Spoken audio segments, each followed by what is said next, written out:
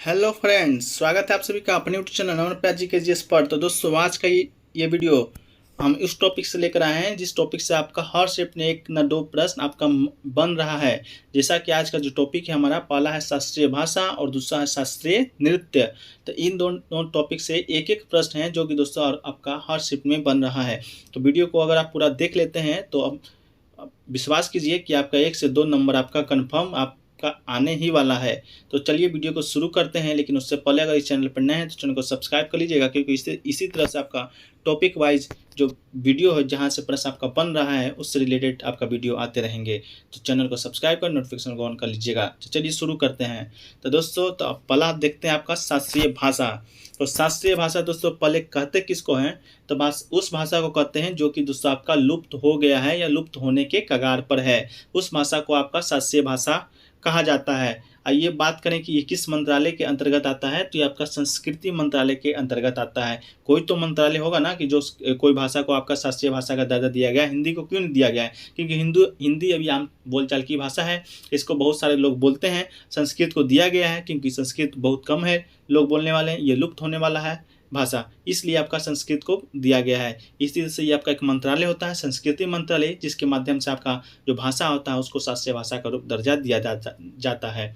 अब बात रही कि शास्त्रीय भाषा कौन सा भाषा को शास्त्रीय भाषा दर्जा दिया जाएगा। तो वो भाषा को जो कि आपका 150 से 200 वर्ष पुराना हो। ठीक है, कोई नया भाषा जो आपका आ गया उस भाषा को शास्त्रीय भाषा का दर्जा नहीं दिया जाएगा। उस भाषा को दिया जाएगा जो कि आपका 150 से 200 वर्ष पुराना, उस भाषा का उल्लेख कहीं किया गया है कोई ग्रंथ में, कोई पुस्तक में। ठीक है, तो ये प्रश्न आपका आज बना था कि किस भाषा को शास्त्रीय भाषा का दर्जा मिलेगा। तो वो भाषा जो कि आपका 150 से 200 वर्ष पुराना है। ठीक है, चलिए बात कर लेते हैं कि वर्तमान में के गो है शास्त्रीय भाषा। तो वर्तमान में आपका 6 गो शास्त्रीय भाषा है।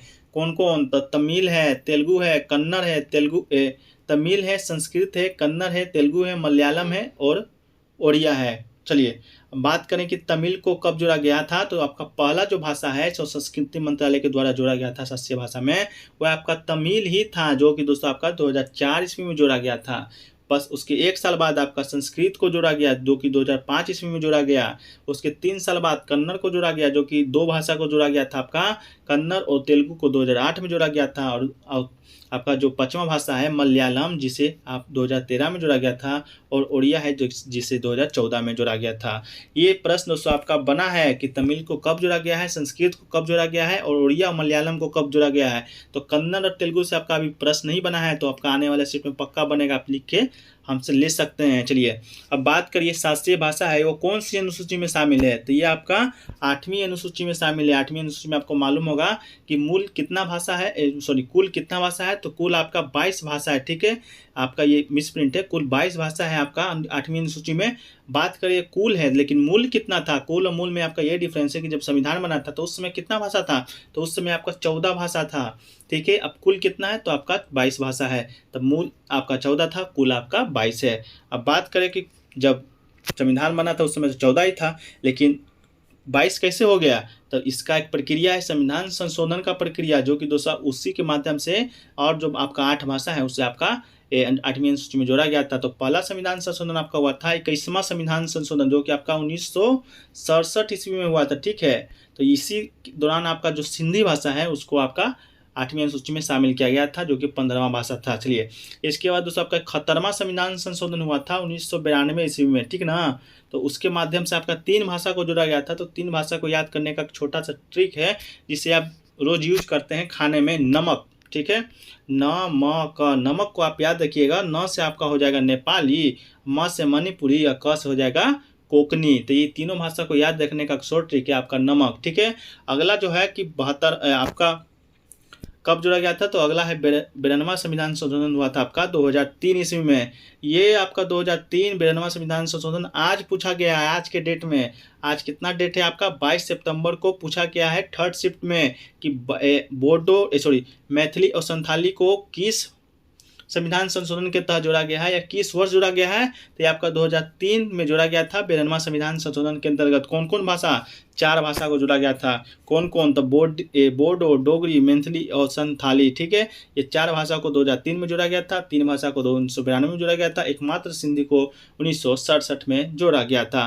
तो 1977वां संविधान संशोधन वाला आपको याद रखना है नमक से, जो कि नेपाली, मणिपुरी और कोंकणी राइट आंसर हो जाएगा। चलिए, इसके अलावा एक और भाषा आपका मराठी, जो कि दोस्तों आपका महाराष्ट्र का भाषा है। इस भाषा ने दोस्तों अपना एक एप्लीकेशन लिख के दिया है, कहाँ, संस्कृत मंत्रालय को, कि इसको भी 8वीं सूची में, सॉरी, आपका ये शास्त्रीय भाषा का दर्जा दिया जाए। तो ये अभी पेंडिंग में पड़ा हुआ है। आपका जो मराठी है आपका शास्त्रीय भाषा नहीं है वर्तमान में, भविष्य में हो सकता है। तो आपका ये भी प्रश्न आया था कि निम्न में से कौन सा शास्त्रीय भाषा नहीं है, तो उसका राइट आंसर मराठी हो जाएगा। एक बार मराठी से आया था, एक बार ऑप्शन में बंगाली था, तो बंगाली भी नहीं है, मराठी भी नहीं है। चलिए, एक और भाषा से रिलेटेड आपका जो प्रश्न आता है, कोको बुराक। कोको बुराक भाषा कहाँ बोला जाता है, तो ये आपका त्रिपुरा में बोला जाता है। तो इसका राइट आंसर त्रिपुरा था। चलिए, अगला है दोस्तों आपका टॉपिक है शास्त्रीय नृत्य से। तो शास्त्रीय भाषा तो आपका के गो, 6 गो। तो शास्त्रीय नृत्य के गो, तो 6 + 2 के 8 गो। तो शास्त्रीय नृत्य आपका 8 हो जाएगा। तो पहला में आता है भरतनाट्यम, जो कि दोस्तों आपका कहाँ का है, तमिल का है। जो कि दोस्तों आपका SSC MTS में बार बार ये प्रश्न पूछा जाता है, भरतनाट्यम किस राज्य का शास्त्रीय नृत्य है, तो यह दोस्तों आपका तमिलनाडु का है। अब भरतनाट्यम की बात करें तो ये सबसे पुराना शास्त्रीय नृत्य भी है। इसके बाद दोस्तों आपका आता है कथकली, तीसरा आता है मोहिनीअट्टम। कथकली और मोहिनीअट्टम कहाँ का है, तो ये दोस्तों आपका केरल का शास्त्रीय नृत्य है। इसके बाद ओडिसी कहाँ का है, ओडिसी में आपका राज्य का भी नाम है, ओडिशा का है। मणिपुरी कहाँ का है, तो मणिपुर का है। कुचिपुड़ी की बात करें तो कुचिपुड़ी दोस्तों आपका आंध्र प्रदेश का है। ठीक है, इसके अलावा बात करें कथक का, तो कथक दोस्तों आपका उत्तर भारत में विभिन्न राज्यों में किया जाता है। हालांकि उत्तर प्रदेश अगर ऑप्शन में आपका आएगा तो उत्तर प्रदेश आपको मारना ही है, क्योंकि आपका SSC MTS में कथक कहाँ का नृत्य था, तो उसका ऑप्शन राइट आंसर था उत्तर प्रदेश। ठीक है, इसके बाद आपका एक नृत्य है जो 8वां है, सतरिया। ये आपका असम का शास्त्रीय नृत्य है, जो कि दोस्तों आपका नवीनतम शास्त्रीय नृत्य है। नवीनतम करने का मतलब क्या, जो आपके लास्ट में जोड़ा गया है।